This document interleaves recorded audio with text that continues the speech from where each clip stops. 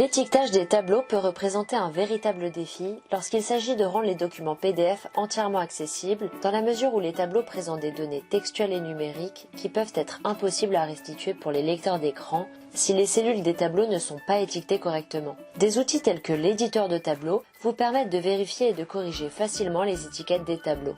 Voyons comment vous pouvez rendre facilement des tableaux plus accessibles.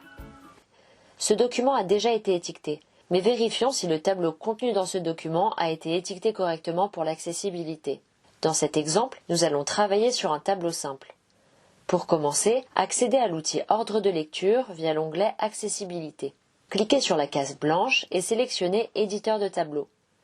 Comme vous pouvez le constater, des lignes rouges entourent chaque cellule.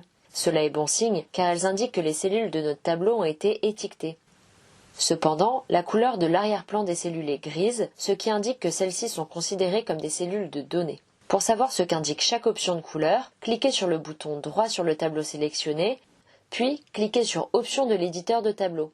Cela vous indique que la couleur des données de l'entête est bleue et que celle des cellules de données est grise.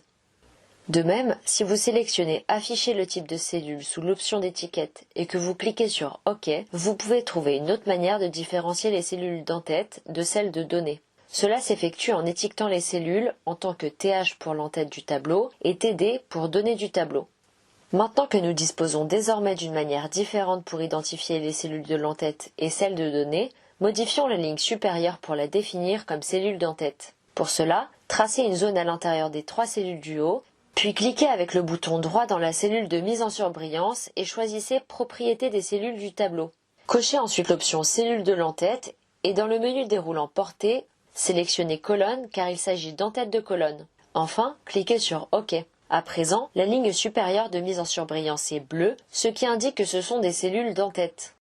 Il existe des documents avec des tableaux plus complexes, mais la connaissance des principes généraux pour étiqueter les documents vous aidera à effectuer les étapes correctes.